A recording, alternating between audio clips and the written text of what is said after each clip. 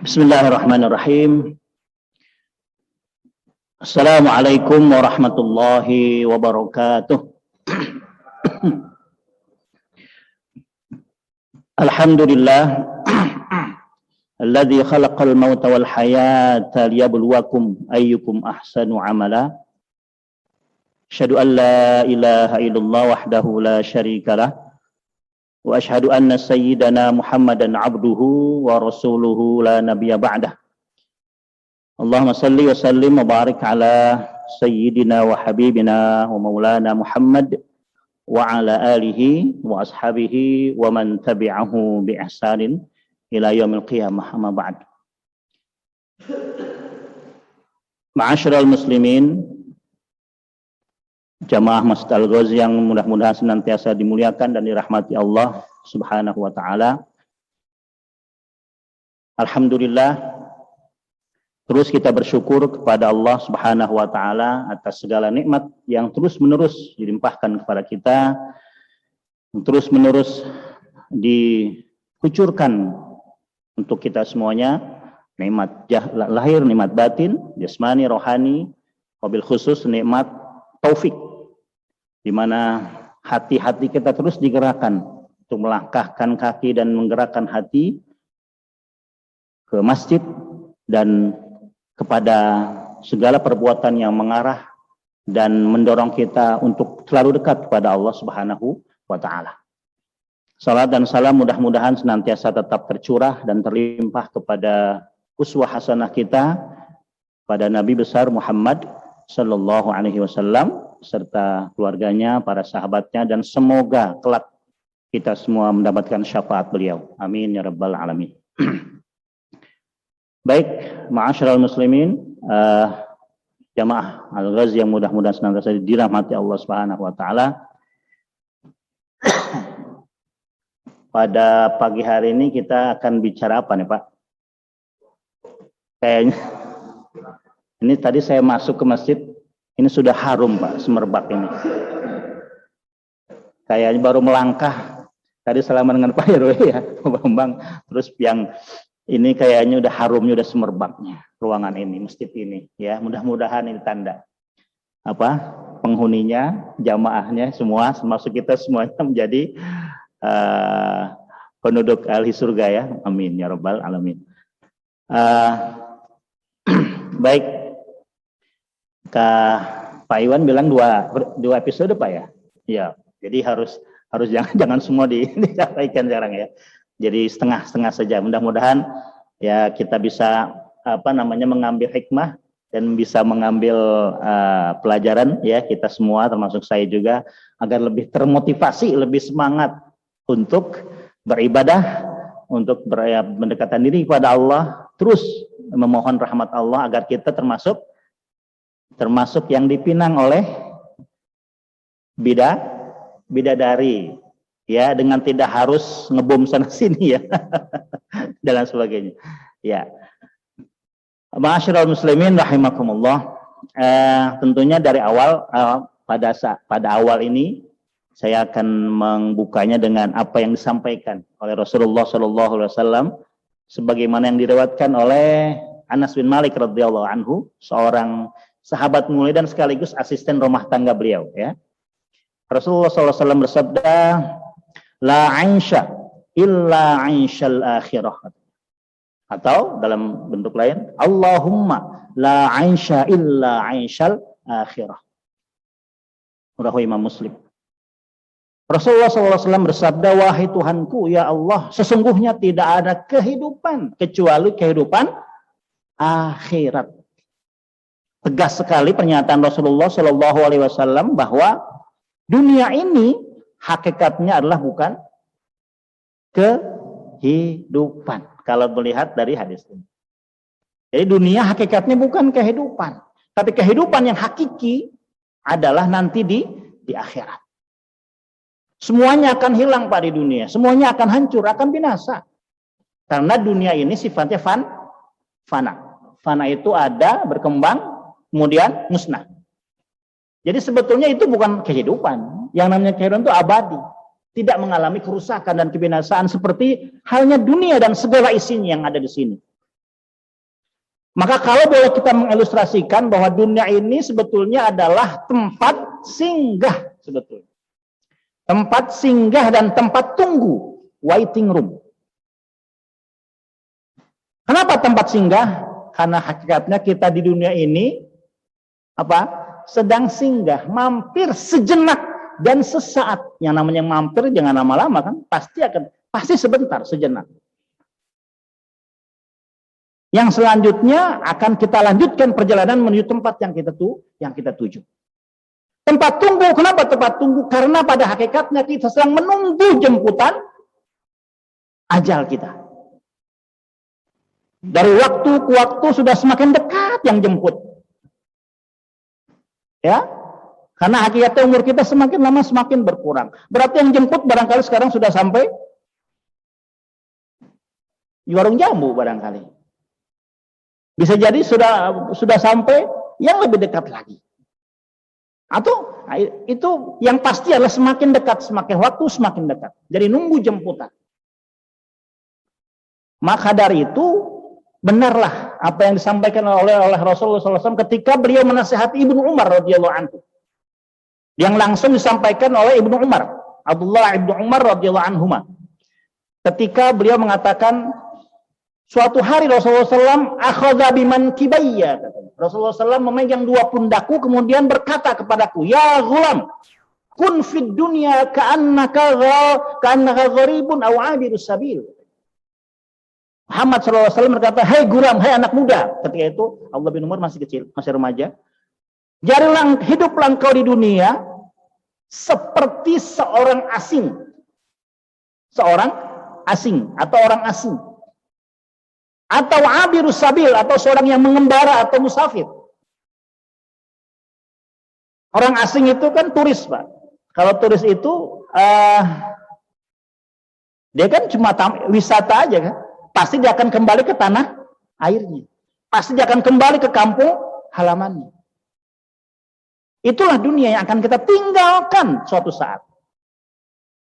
Begitu juga musafir. Musafir hanya sebentar, kemudian dia akan melanjutkan. Itulah dunia yang singkat-singkat, yang sangat singkat. Maka dari itu kalau ada orang yang menganggap dunia ini tempat hidup atau tempat tinggal, maka bahaya, Pak. Sangat bahaya. Kenapa? Karena akan berpengaruh kepada sikap batin, sikap lahirnya. Pada pola hidupnya. Kenapa? Karena pada saatnya nanti dia akan terus mengejar keinginan-keinginan syahwati di dunia. Dan begitu hanyutnya ke dalam kenikmatan duniawi yang sesaat, tidak sedikit orang yang melupakan akhirat. Pasti. Sebab kalau orang yang sudah orientasi hidupnya dunia dan kenikmatan dunia, pasti sesat.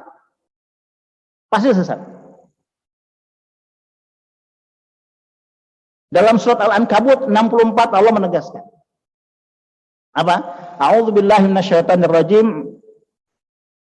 Wa ma hadhil hayatud dunya illa lahun wa la'ib. Wa inna ad-darul akhirata lahiyal hayawan law kanu ya'lamun. Allah mengatakan sesungguhnya kehidupan yang singkat ini, sesungguhnya kehidupan dunia yang singkat ini, yang sebentar ini, itu menggunakan kata hadza. Hadza itu ini artinya, Pak. Ini itu berarti dekat. Kalau jauh itu ya biasanya ya. Jadi sangat singkat. Apa? Illa lahun wa la'ib. Tidaklah kehidupan dunia yang sangat singkat ini kecuali hanya lahun dan la'ib. Jadi dunia isinya lahun sama la'ib saja. Apa lahun? Lahun itu kelengahan, Pak. La'ib permainan. Jadi kalau kita bisa analisa bahwa dunia ini kan sebetulnya kumpulan dari aktivitas-aktivitas yang menyenangkan hati manusia. Yang seringkali ketika dia hanyut dalam kesenangan tersebut, dia akhirnya apa? Dunia menjadikan dia lengah, kelengahan. Lengah terhadap akhirat yang itulah hidup yang hakiki. Jadi semua aja isinya cuma permainan-permainan, kenikmatan-kenikmatan yang menyenangkan hati yang seringkali melengahkan kita dari kehidupan akhirat. Itulah makanya dalam surat At-Takatsur Allah menegaskan alhaakumut takatsur. Alha itu dari lahun, satu akar kata. Artinya lengah. Jadi alhaqum, telah melengahkan kalian. Apa itu? At-takatsur. Apa at-takatsur? Bermegah-megahan dengan dunia. Mengarahkan hidup dan hati kita hanya untuk dunia dan kenikmatan sesaat. At-takatsur. Itu Allah sudah jamin pasti lalai. Kalau hidup kita arahkan ke dunia dan segala kenikmatannya. Kemudian sampai kapan lalai itu? Sampai tidak ada batasnya. Yang namanya lalai, Pak, lengah, itu biasanya orang gak akan pernah ingat. Biasanya. Sampai kapan? Nah, isyarat Al-Quran, hatta zurtumul maqabir. Itulah saatnya. Akhir dari kelengahan manusia di dunia. Hatta zurtumul maqabir. Sampai dia memasuki atau mendatangi kuburannya. Artinya ketika manusia sakaratul maut. Ketika sakaratul maut baru manusia akan ingat, sadar bahwa selama ini dia sudah lengah terhadap akhirat dan Allah Subhanahu wa taala. Maka ketika itu sudah tidak ada lagi yang bisa menolong. Karena taubat di sakaratul maut sudah tidak pernah diterima. La tuqbal at-taubatu ma lam yughargir, kata Rasulullah sallallahu alaihi wasallam. Taubat itu tidak pernah akan diterima ketika nyawa sudah di tenggorokan. Itulah akhir kehidupan yang mengenaskan. Ya, itulah akhir kehidupan yang tragis. Yang selama dia lupakan kenikmatan hakiki di akhirat, dia tertipu oleh kehidupan dunia yang sejenak sebentar, seperti kita turis atau menjadi pengembara. Dan kenikmatan yang abadi nanti di akhirat, Masya Allah, luar biasa. Allah akan persiapkan bagi orang-orang selama hidup di dunia tidak dikendalikan, tidak diperdaya oleh dunia. Dalam surat Fatir Allah menegaskan, a'udzubillahi minasyaitonir rajim, wala taghurrannakumul hayatud dunya. Hai manusia, jangan kalian diperdayakan oleh dunia. Jangan diperdayakan oleh dunia. Karena dunia ini memang cukup memikat. Dan kalau kita tidak mempunyai ilmu, tidak minta hidayah kepada Allah, tidak mendekatkan diri kepada Allah Subhanahu wa taala, pasti kita akan ditenggelamkan oleh dunia. Itu sifat dunia seperti itu. Rasulullah menggambarkan dunia itu seperti wanita cantik, ya, molek, cantik dan lain sebagainya yang semua orang pasti akan tertarik dan terbujuk oleh yang namanya dunia.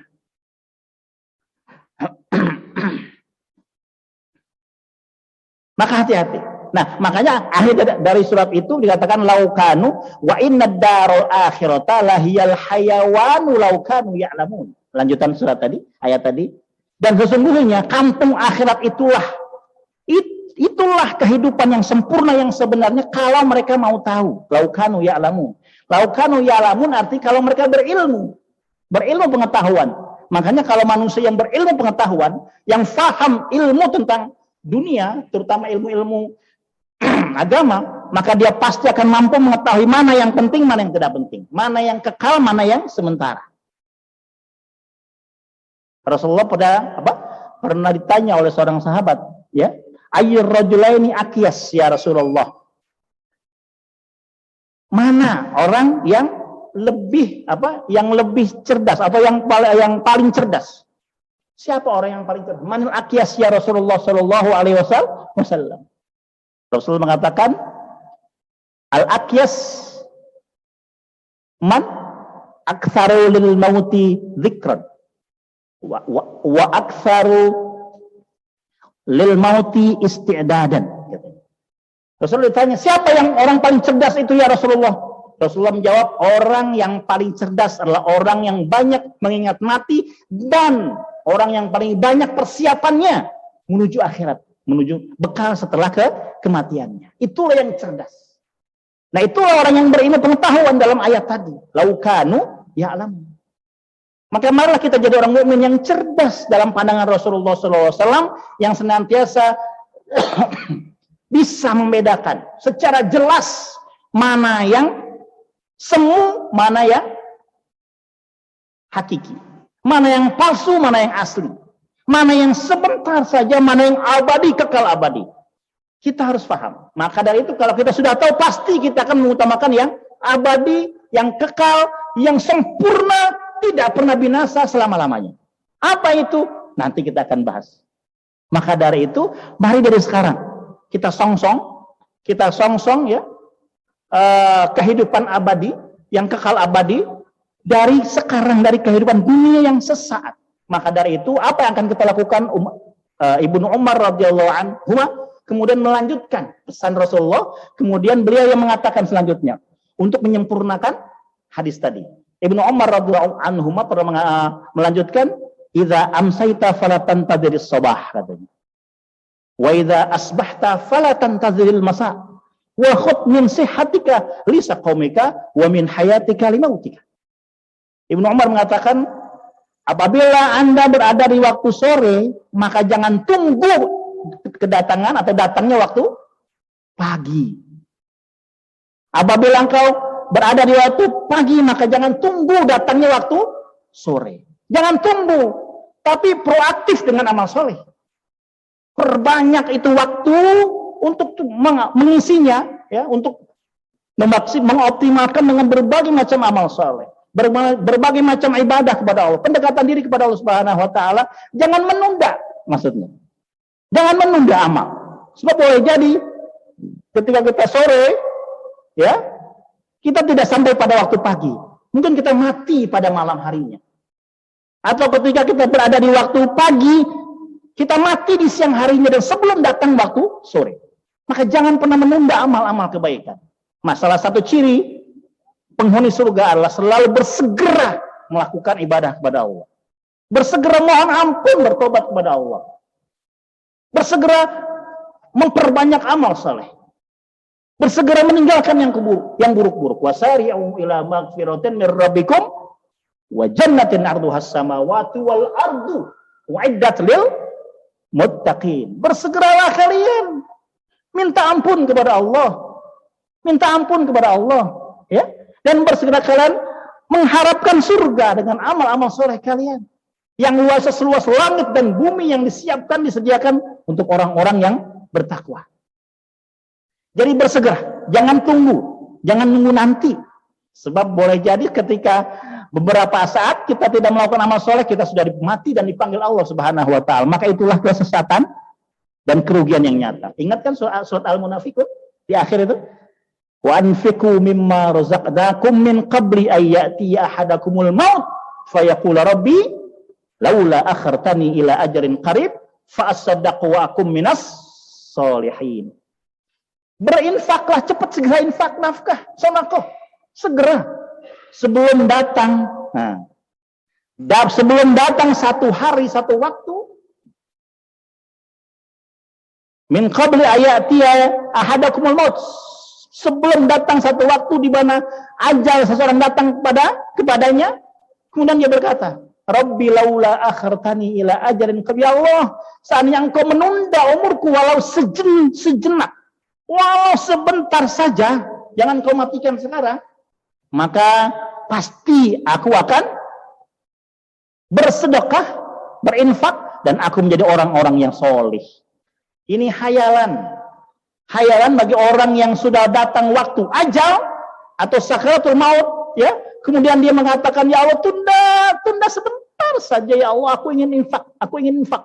Sudah tidak lagi bisa. Maka dari itu ajal setiap saat mendekat kita.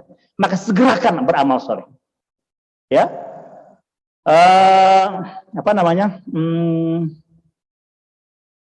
Allah itu kalau memerintahkan kita untuk mencari dunia dan akhirat berbeda, Pak, redaksinya. Kalau kita baca Al-Quran itu, ketika Allah menyuruh kita untuk berbuat untuk dunia kita, itu cukup mengatakan famshu fi manakibiha, ya kan? Famshu fi manakibiha wazkuru min rizqi. Famshu artinya apa? Berjalanlah kalian mencari anugerah Allah di dunia ini, cari nafkah maksudnya. Famshu fi manakibiha. Berjalanlah mencari karunia Allah di tempat-tempat penjuru yang ada di dunia ini. Tapi kalau ketika Allah menyuruh kita untuk beraktivitas, berbuat untuk akhirat, maka apa yang Allah katakan? Ada berapa redaksi penyampaian. Yang pertama wasari'u. Apa sari'u? Bersegera. Artinya lari kan?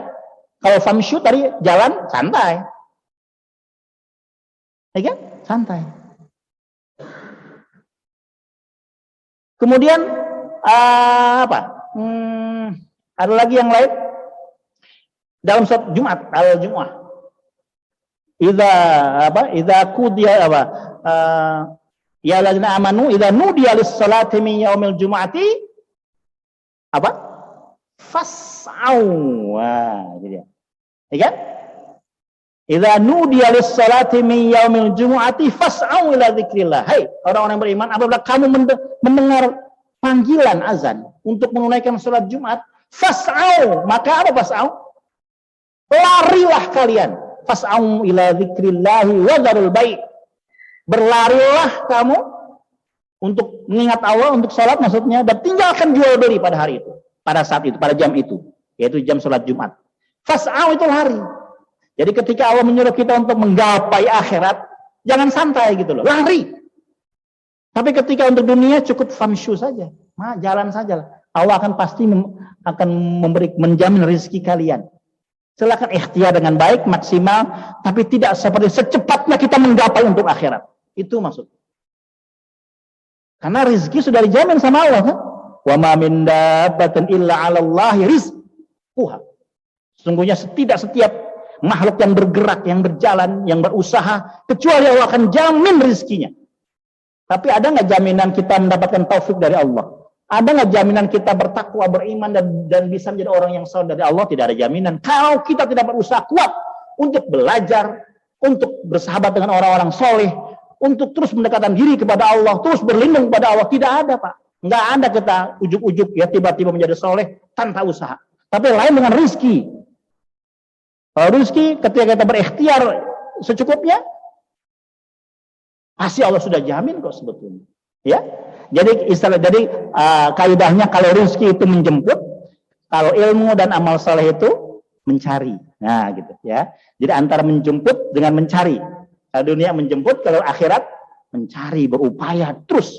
Nah, kaitannya dengan yang masalah akhirat ini, mari Ibnu Umar menwasiatkan kepada kita bersegera, jangan menunda-nunda kebaikan. Ya, karena ajal sudah semakin dekat. Dan pergunakanlah waktu sehatmu sebelum sakitmu, katanya. Dan waktu dan kehidupanmu sebelum matimu. Nah, jadi pergunakan itu semua untuk mendapatkan sesuatu yang kita harapkan di akhirat, kita mendapatkan kekal abadi, dan itu merupakan kebahagiaan. Nah, dari sekarang untuk menuju kepada surga yang Allah siapkan untuk orang-orang yang soleh, mari insya Allah yang sudah ada ini kita pertahankan, kita tingkatkan. Yang belum tentunya mari kita mulai dari sekarang bersegera memperbaiki ibadah kita, bersegera terus bertobat dan mohon ampun. Jangan lupa orang itu masuk surga kan kata Rasulullah SAW tidak dengan amal solehnya kan. Rasulullah pernah bersabda seorang masuk surga itu bukan karena amal solehnya tapi karena rahmatnya. Termasuk aku, iya katanya. Walaupun Rasulullah sudah dijamin surga, tapi ini untuk menggambarkan saja bahwa dengan amal soleh saja kita tidak bisa mengandalkan kita ini masuk surga, Pak. Illa ayyadhamani Allah, kecuali Allah merahmatiku, maka bisa aku masuk surga. Nah, salah satu ya beberapa syarat untuk mendapatkan rahmat Allah Subhanahu wa taala adalah yang pertama ya amal saleh. Ya iman tentunya, tauhid dulu, iman, tauhid, kemudian amal saleh. Nah, ini yang penting ini. Yang ketiga adalah beristighfar, Pak. Beristighfar. Mohon ampun, sebab memang kalau tidak kita mohon ampun, kita akan menjadi orang-orang yang lupa, lalai, dan akhirnya kita tidak sadar bahwa kita sudah berada di dalam kemaksiatan. Ya kan? Rasulullah SAW sendiri kan kita sudah tahu bahwa beliau pun yang sudah dijamin dosanya diampuni, baik yang dahulu maupun yang akan datang, itu masih beristighfar sebanyak 70 sampai 100 kali. Ya kan? Apalagi kita. Itulah yang banyak mengundang rahmat Allah. Beristighfar, beramal saleh, tingkatkan amal saleh kualitas dan kuantitas. Nah, selanjutnya insya Allah pada saatnya Allah akan secara khusus menyiapkan tempat yang abadi untuk kita insya Allah. Mudah-mudahan ya dengan pada orang-orang saleh yang selama hidup di dunia beriman, konsisten dengan imannya, istiqomah dengan keimanannya, menjadi orang-orang yang bertakwa di sisi Allah Subhanahu wa taala, maka insya Allah Allah akan siapkan satu tempat yang Masya Allah.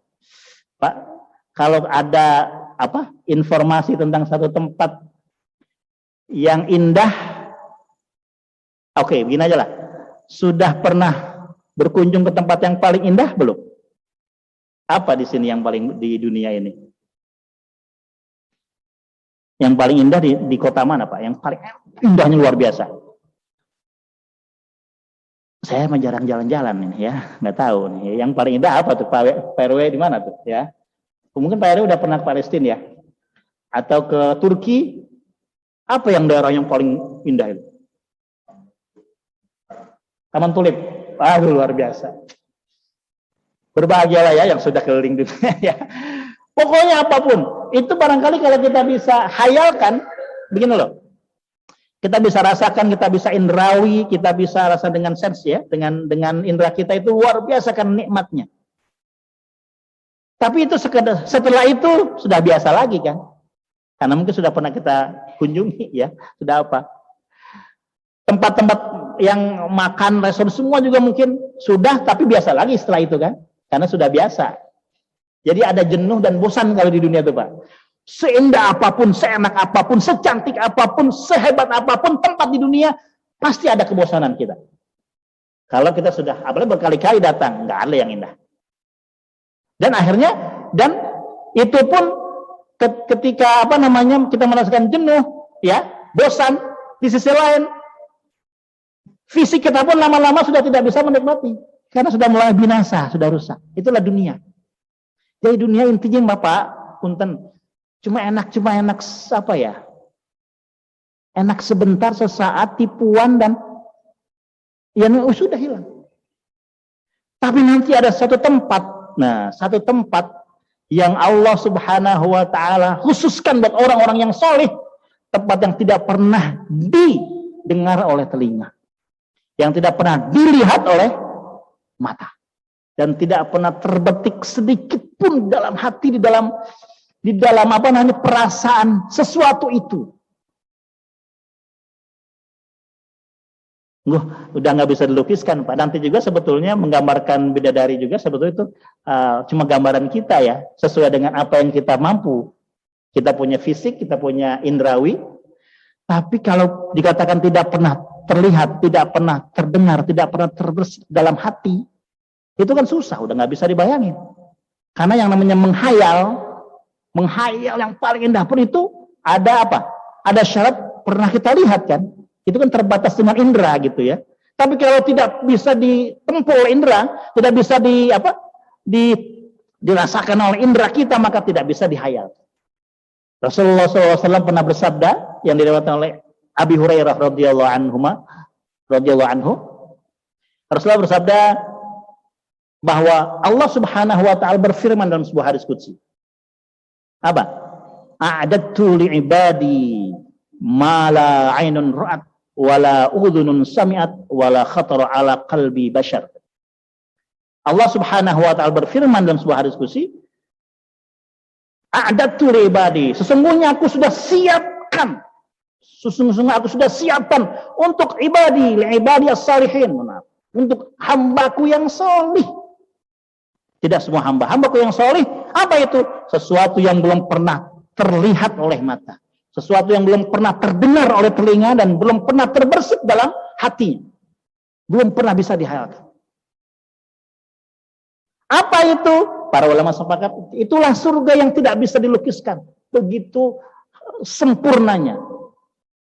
Penjelasan tentang surga, bidadari macam-macam itu hanya bisa kita pahami secara indera yang kita miliki sekarang di dunia, bukan nanti di akhirat. Sebab dunia ini terbatas, Pak. Contohnya misalnya dalam Al-Baqarah 25 itu Allah mengatakan kan apa? Para penduduk surga itu mengatakan wa autu biha mutasyabiha, kan? Aku diberikan makanan seperti yang aku pernah makan di dunia. Jadi ada yang sama dengan dunia, Pak. Misal contohnya. Tapi kata Ibnu Abbas radhiyallahu anhu, sama namanya katanya. Sama namanya, tapi berbeda jauh rasanya, berbeda jauh hakikatnya. Barangkali kalau kita kiaskan ke durian enak apa? Di dunia yang paling enak durian apa? Musangking ke apalah terserah. Ya. Itu Itu di surga bisa nggak kita minta apa aja Pak? Silah, nggak ada yang dilarang sebab di surga itu tempat untuk meminta dan tempat untuk apa yang kita inginkan dikasih. Dalam Fussilat 31 Allah berkata, walakum fiha ma tashtahi anfusukum walakum fiha ma tad'un. Nanti di surga itu kamu akan mendapati semua tanpa batas yang kamu inginkan dan apa yang kamu minta. Jangankan duren gitu ya. Apa saja, bahkan mohon maaf, minta bertani dikasih. Cuma bedanya kalau bertani di dunia dari bibit nungguin terus kan. Nanti udah besar ada burung, kasih pupuk, wah lama, ujung-ujungnya mah panen gagal. Udah capek, ujungnya gagal. Tapi ketika di surga orang minta dikasih, silakan Sultan. Cuma bedanya apa? Nanam besar, langsung berbuah, langsung petik, udah. Dan motivasinya bukan untuk makan buah, bukan. Tapi motivasinya menikmati pertanian itu. Jadi motivasi orang minum, orang makan di surga itu bukan karena motivasi lapar, motivasi haus. Enggak. Sebab nggak ada haus, nggak ada lapar, nggak ada kenyang, nggak ada enggak. Menikmat aja sudah. Lah gimana caranya? Saya juga belum merasain. Wah, nikmatnya luar biasa sebetulnya. Gambarannya ya, sempurna benar itu. Kalau dunia kan coba Bapak Ibu ya, Bapak. Makan yang paling enak apa? Yang paling enak tuh apa yang Bapak suka? Contohnya apa misalnya? Durian aja lah, lagi ada durian. Durian enaknya paling berapa saat, Pak? Paling saat makan. Dan itu pun paling berapa biji? Umumnya, yang ada mah nikmat sejenak tapi mungkin kalau ada penyakit kumat. Tiga? Kalau ada yang nggak enak udahnya, awalnya enak sesaat, nggak enak udahnya. Ya itu mungkin ciri dunia juga itu. Kadang-kadang kita kalau lupa ya, enaknya Allah kita lupa itu kan, menikmati ujungnya malah sakit, ujungnya malah sengsara. Itulah dunia memang, gambaran dunia sebetulnya. Tapi di akhirat, masya Allah, nggak pernah punah, nggak pernah berkurang, nggak pernah. Nantilah jelas ya, detail. Itu seperti itu. Jadi apa saja silahkan diminta, tapi tentunya sesuatu yang Allah ridho ya. Artinya tidak ada misalnya yang kemaksiatan itu tidak ada. Surga itu penuh dengan kesucian, kenikmatan, keridhaan. Makanya Rasul mengabarkan penduduk ahli surga itu selalu bertasbih, ghuduwan wa asyiyya. Pagi dan petang bertasbih. Bukan ibadah, tasbih itu udah refleks gitu. Nggak ada ibadah lagi di sana. Udah nggak ada lagi ngaji tiap ahad itu udah nggak ada lagi. Jadi ya. Sudah pensiun Pak, jadi pengurus sudah sana, udah tinggal menikmati aja udah. Ya, sudah nggak lagi capek lagi, udah lain nggak ada protokol macam-macam ribet. Udahlah menikmati, tinggal menikmati apa yang. Nah, apa namanya? Hadis ini diperkuat oleh surat As-Sajdah ayat 17. Nanti kita akan tahu sebagaimana tuh ya. Allah mengatakan a'udzubillahi minasyaitonir rajim, fala ta'lamu nafsun ma ukhfiya lahum min qurrati 'ainin jazaa'an bima kanu ya'malun. Allah Subhanahu wa taala berfirman, tidak pernah tahu seorang pun katanya. Tidak akan pernah tahu seorang pun apa yang Allah siapkan, apa yang Allah sembunyikan yang akan diberikan kepada mereka, orang-orang yang beriman, orang-orang yang soleh, min qurrati a'yun, dari sesuatu yang menyedapkan pandangan, yang menyejukkan hati.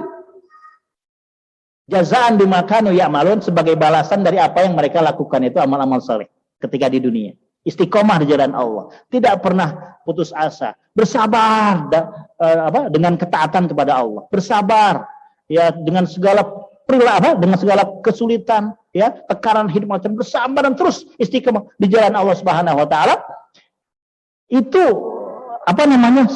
dibalas dengan sesuatu yang ukhfiya, namun maaf. Ukhfiya itu artinya disembunyikan, Pak. Jadi tidaklah tahu seseorang apa yang disembunyikan Allah. Disembunyikan juga itu sebetulnya isyarat bahwa para mufassir mengatakan sesuatu yang kita sembunyikan dari amal-amal soleh kita. Nanti Allah akan berikan yang disembunyikan untuk pemberian kita. Jadi luar biasa ya, ada semacam munasabah, relevansi. Jadi makanya Pak, ini satu amal yang insya Allah bisa memberikan kita kekuatan nanti ketika menghadap Allah Subhanahu wa taala. Usahakan ada amal Satu atau berapa yang hanya kita sama Allah yang tahu. Apa saja Pak, coba usahakan. Walaupun sedikit tapi mungkin rutin. Apa saja. Jadi orang lain nggak tahu, bahkan istri pun nggak tahu. Nah, kita dengan Allah. Ukhfiya, disembunyikan. Ada amal saleh yang disembunyikan. Justru itu pahalanya luar biasa. Luar biasa. Ya, maka kalau bisa itu apa saja boleh, sedekah ke atau sholat sunnah ke atau mungkin yang bersifat sunnah ya. Sebab kalau ibadah itu yang wajib sifatnya syiar. Jadi baiknya di berjamaah, nampak gitu ya. Kayak sholat fardu kan afdolnya di masjid sebagai syiar. Tapi kalau yang sunnah usahakan di rumah. Menjaga riya dan menjaga tadi itu amal rahasia antara kita dengan Allah. Itu pahalanya lebih gede. Dan Allah ingin supaya kita juga mendapat sesuatu yang Allah sembunyikan nanti di surga itu. Jadi ini ada kaitan dengan hadis tadi. Jadi memang Allah sembunyikan, tidak ada yang pernah tahu itu balasannya apa. Contohnya misalnya, di hari dia menghisab, Rasulullah meriwayatkan bahwa nanti ada orang di yaumul qiyamah, dia bingung Pak. Bingungnya kenapa? Itu banyak bonus. Mungkin di sini ya, kalau di dunia itu bonus ya. Bonus banyak banget pemberian dari Allah. Bingung dia. Ya Allah banyak benar bonus. Dia nggak kuat menerima anugerah yang Allah berikan pada hari kiamat nanti. Ketika ditanya, ya Allah dari mana? Aku tidak pernah beramal banyak. Aku tidak, ini kayaknya nggak seimbang dengan apa yang aku lakukan katanya. Tapi Allah katakan itulah katanya balasan. Karena engkau sering berdoa setiap saat. Jadi doa-doa yang tidak dikabulkan di dunia itu Allah kumpulkan. Dan Allah himpun nanti di hari kiamat dan Allah kasih. Itu contoh doa-doa yang belum terjawab, maka perbanyak doa. Belum lagi amal yang lain, hanya kita dengan Allah luar biasa, ya. Maka dari itu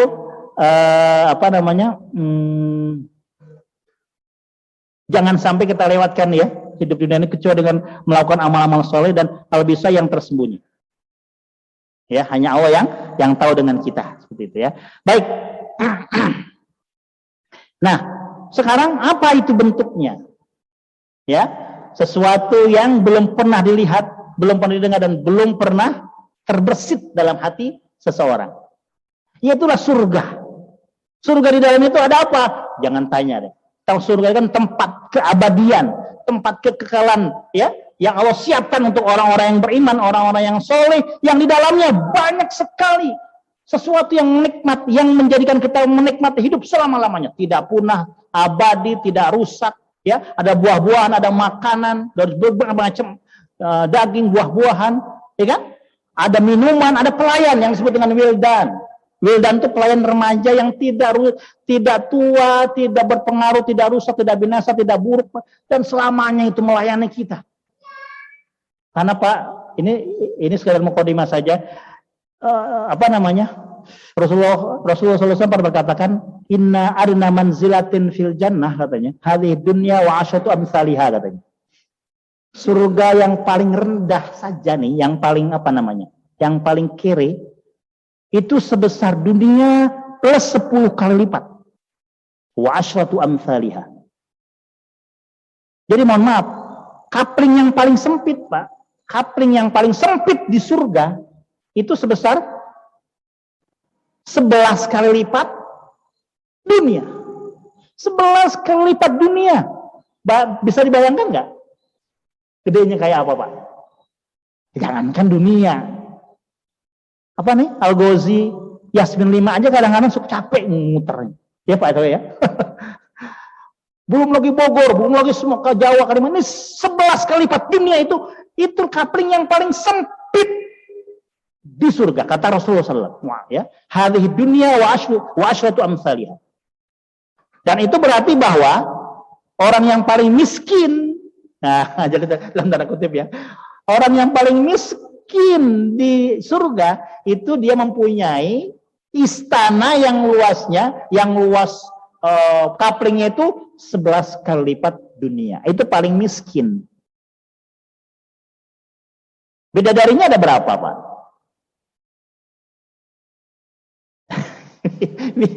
Bidadarinya ada berapa? Ada 72. Itu minimal. Itu bagi orang yang surga yang paling rendah itu.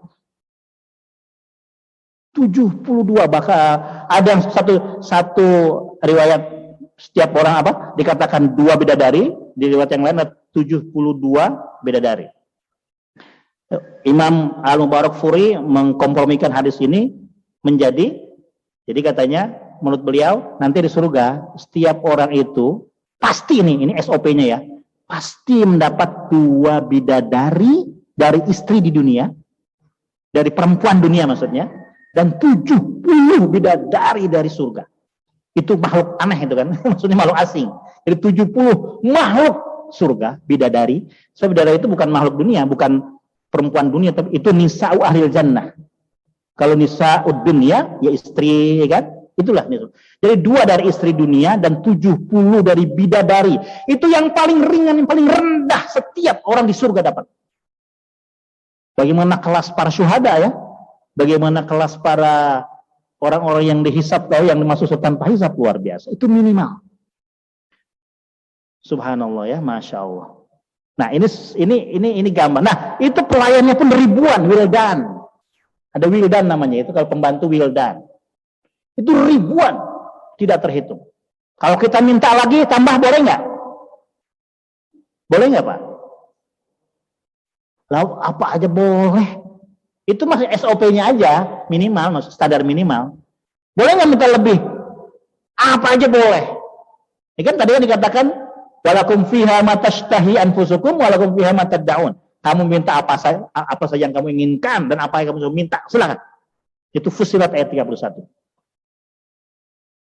Nah, kemudian ini udah mulai masuk dikit ya. Ya.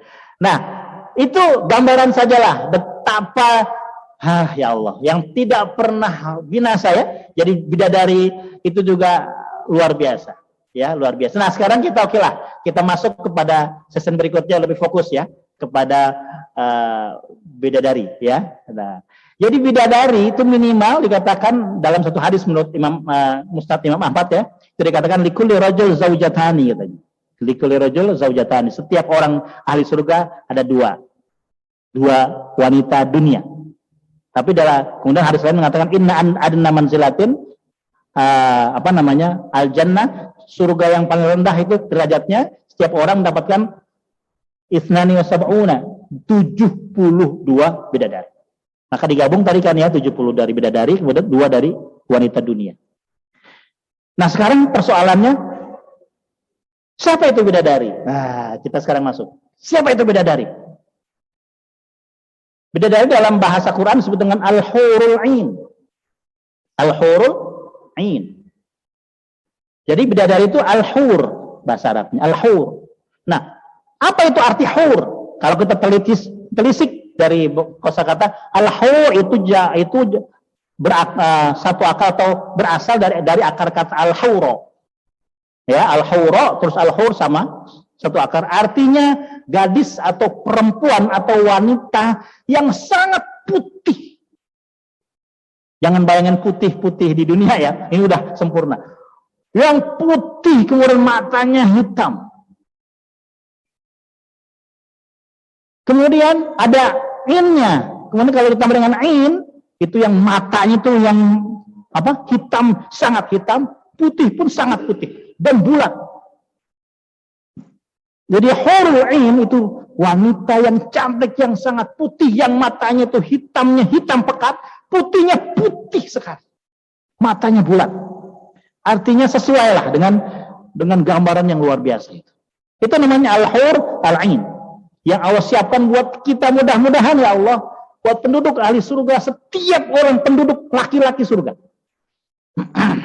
Nah kemudian al-hur al-'ain ini diciptakan dari apa? Al-hur ini bukan makhluk dunia. Dia makhluk surga yang Allah sudah ciptakan jauh sebelum Allah ciptakan dunia dan langit dan bumi. Jadi sudah tercipta dahulu. Jadi dia lebih senior daripada kita.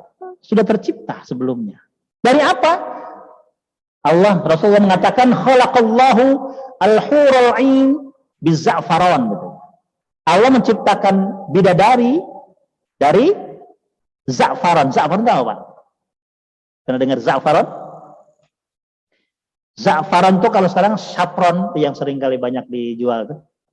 Bunga-bunga ya. Nah, za'faran itu jenis bunga, tapi harumnya luar biasa. Jadi parfum akhirnya. Jadi dari jenis parfum ya justru parfum jannah surga bukan seperti parfum di dunia ya. Za'faran di dunia beda, tapi jenisnya sama tapi beda kualitasnya.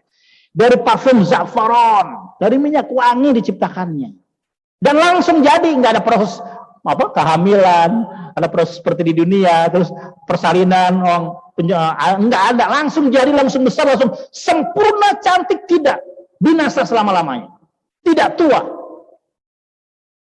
Bayangkan Pak, kalau kita dari tanah kan begini kan, sifatnya manusia, makhluk, tapi diciptakan dari parfum, dari za'faron, bahkan dalam hadis lain mengatakan dari 4 parfum jenisnya, dari za'faron, dari kafur, dari anbar, kemudian dari satu lagi dari misk, ya, 4 minyak wangi yang udah nggak tertanding itu. Coba Pak, makhluk diciptakan dari itu, makanya wajar kalau sangat istimewa yang Allah siapkan untuk para ahli penduduk ahli surga. Saking wanginya Pak, saking eloknya, cantiknya, jelitanya itu, saking harumnya, itu digambarkan dalam sebuah hadis, katanya, itu kalau ada 70 samudra di bumi, sab'una, ya, bahran, itu sekali aja meludah itu, bidadari, sedikit meludah sekali. Itu 70 samudra di bumi itu tawar semua, jadi tawar seketika. Saking apanya? Saking wanginya itu, ludahnya itu. Luar biasa, 70 samudra Pak. Itu satu bidadari meludah sekali itu. Tawar semuanya. Luar biasa. Jadi, bagaimana jadinya kalau bidadari, terus meludah setiap suatu. Nah, digambarkan Pak. Saking hebatnya bidadari, saking cantiknya bidadari, saking elok dan indahnya bidadari, Rasulullah mengatakan lau ittola'at ila ahlil ardi la'ado'at ma bainahuma. Kalau saja bidadari, kata Rasulullah SAW, itu menampakkan, kalau lau itu kalau yang artinya tidak akan mungkin. Walau seandainya bidadari itu menampakkan ke bumi, satu orang menampakkan ke bumi, itu la'ado'at ma bainahuma, pasti akan menyinari semua sisi bumi. Terang bumi itu seketika. Kalau kita kan di sini kan kalau 12 jam ada yang malam nih. 12 jam lagi ada yang siang kan? Sekarang di Amerika mungkin malam kan? Nah, kita sudah pagi. Artinya pasti berdua kan? Tapi kalau bidadari menampakkan ke dunia, ke bumi, itu semua terang semuanya. Bumi itu. Antara langit dan bumi terang semuanya. Terang juga bercahaya Pak. Bukan terang redup, sangat bercahaya. Kemudian katanya apa? Wa amla'athu bil berih katanya. Kemudian udah terang bercahaya, kemudian antara langit dan bumi itu harum semerbak. Bayangkan Pak, itu bagaimana kita bisa membayangkan, tidak sampai akal kita. Jadi seluruh antara dunia, bumi dan langit itu harum dan bersinar. Kemudian dilanjutkan, tutup kepalanya atau kerudungnya, kata Rasulullah itu khairun minad dunya wa ma fiha. Itu kerudungnya doang itu lebih baik daripada dunia dan seluruh apa yang ada di dalamnya. Itu kerudungnya doang. Kerudungnya doang, Pak. Bagaimana ntar gamisnya? Bagaimana ntar kondenya? Ada konde nggak Pak? Bidadari. Apa bukan konde? Iya, kondenya. Ada. Dari emas. Sisirnya dari emas. Belum ntar sepatu macam-macam. Gimana coba bisa dibayangkan. Lebih baik daripada dunia dan sisinya. Padahal Pak, dalam riwayat itu, bidadari itu Pak, berpakaian itu 70 lapis Pak pakaiannya. 70 lapis. Kerudungnya aja udah begitu ya. Kalau 70-nya ditampakkan udah kayak apa udah. Kerudungnya aja lebih baik daripada dunia dan segala isinya. Subhanallah. Ya kan? Nah, kemudian untuk menambahkan kesempurnaan cantiknya, itu ternyata apa namanya? Kata Rasulullah SAW, di kulli rajul zaujatan. Setiap orang itu mendapatkan 2 bidadari khusus dari istrinya dan 70 dari bidadari surga. Itu gini, yuro mukhasa suqihima min wara'i lahmin minal husni gitu. Nah, ini menambahkan kecantikan. Jadi bidadari itu katanya kata Rasulullah SAW, apa namanya? Saking cantiknya, saking putihnya, itu terlihat sumsum apa namanya? Sumsum tulang betisnya dari balik dagingnya min wara'i lahmin. Terlihat sumsum betisnya dari belakang daging minal husni karena kecantikan, karena keindahannya.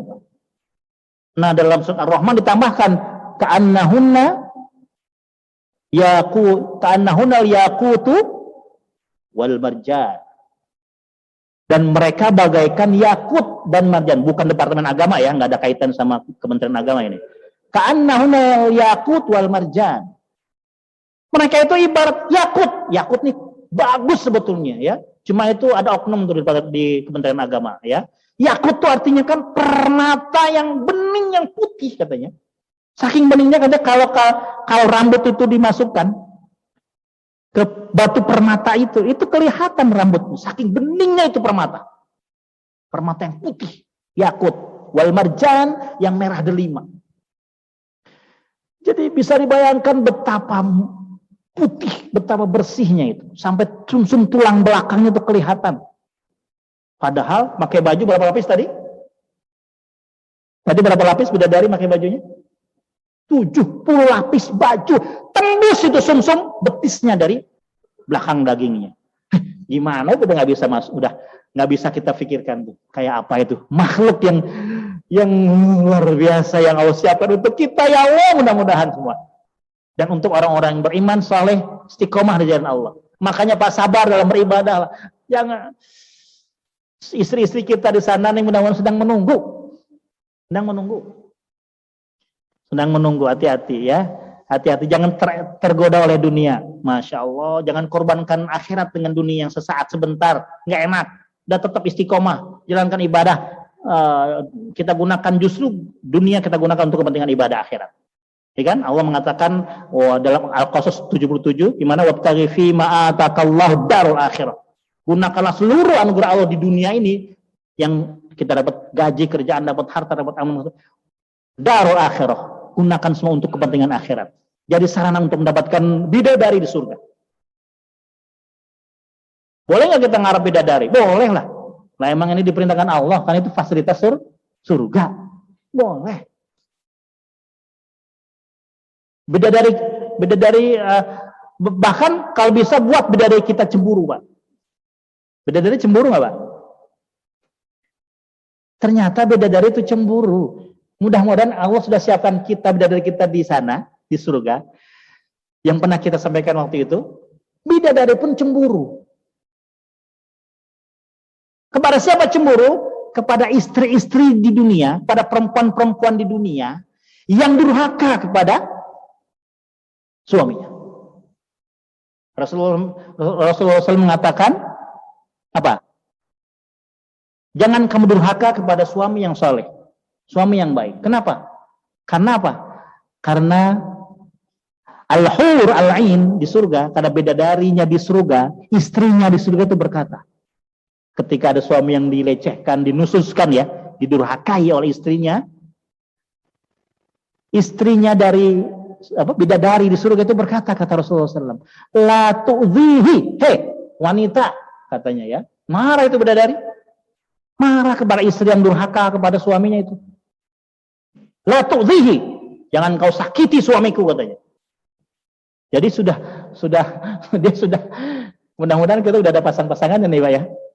Ya Allah ya. Jangan sakiti, kenapa?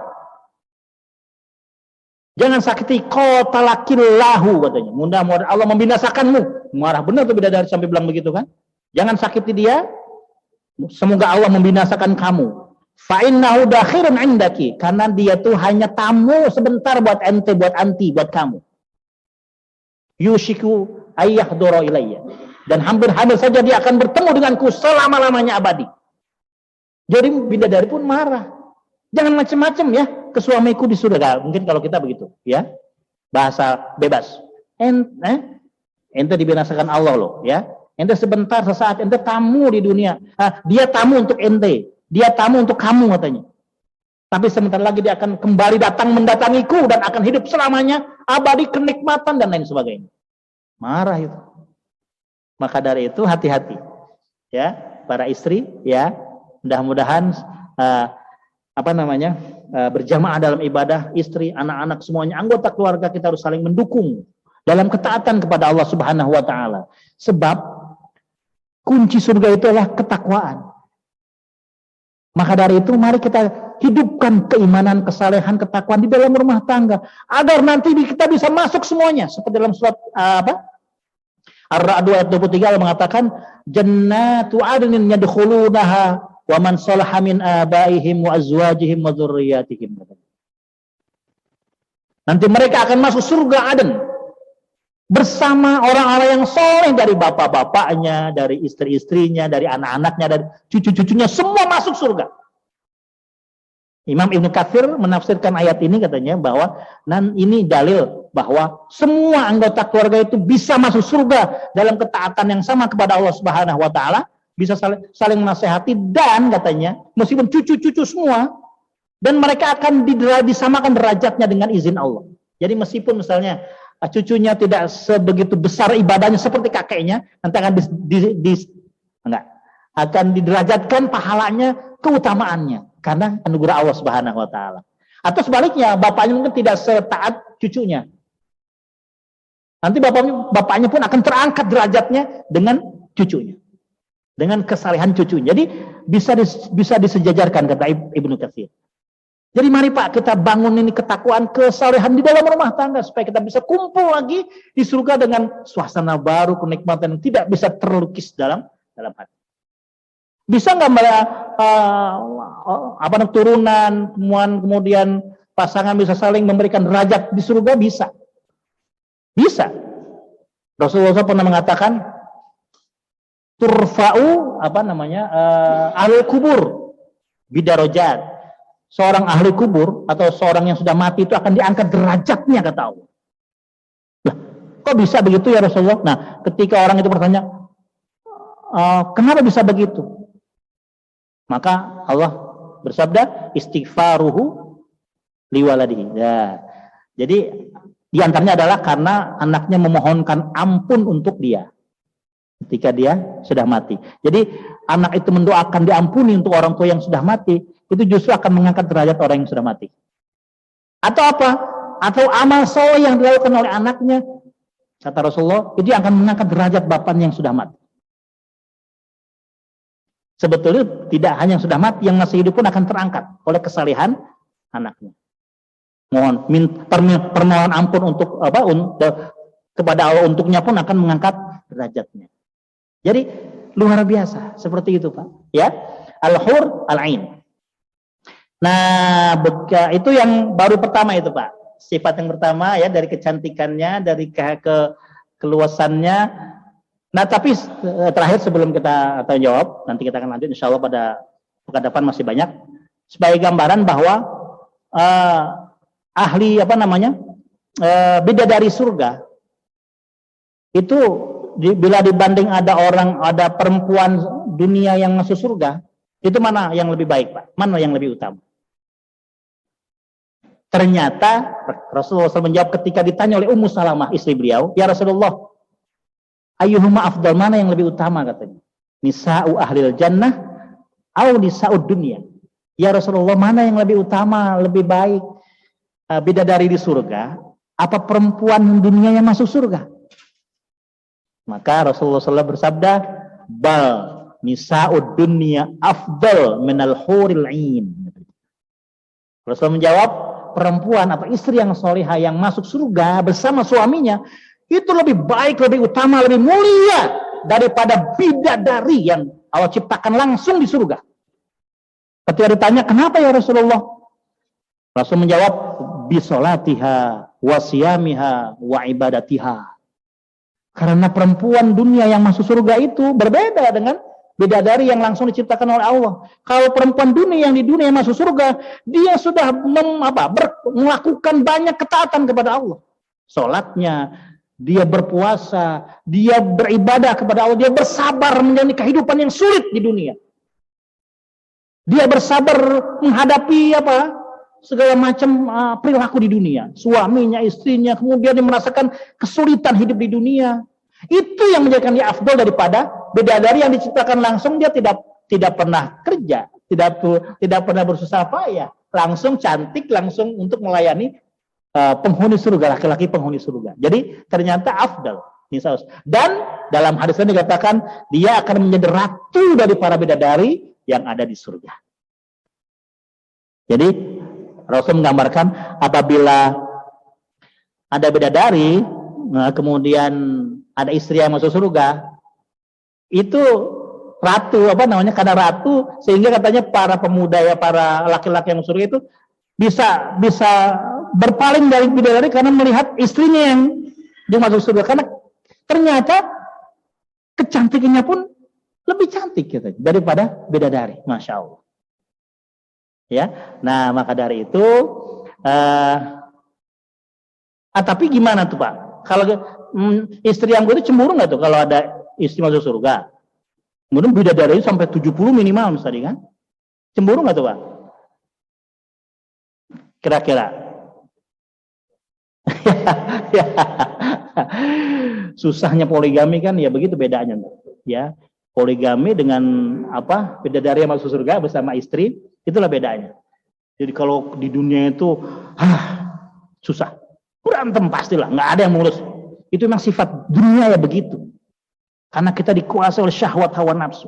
Nah, ketika orang masuk surga, dalam surat Al-Hijr 47 Allah berfirman, a'udzubillahi minasyaitonirrajim, wa naza'na ma fi sudurihim min ghil ikhwanan ala sururin mutaqabilin.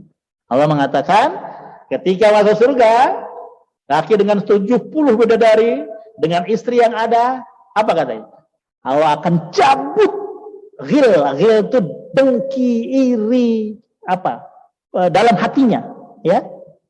Ikhwanan, mereka saling merasa bersaudara, ala sururin mutaqabilin, dan duduk di atas dipan-dipan yang Allah tinggikan. Jadi Allah sudah cabut itu rasa dengki, iri, cemburu, sakit hati, sudah Allah cabut. Sudah Allah cabut. Karena apa?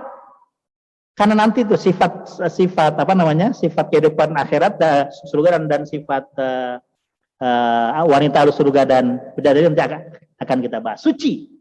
Ya Allah sudah cabut. Sehingga nggak ada lagi tuh yang marah-marahan. Aduh ya Allah, nikmat sekali. Nikmat. Sudah tidak ada lagi cemburu dan lain sebagainya. Oke Bapak, ini masih ada beberapa, insya Allah kita akan lanjutkan.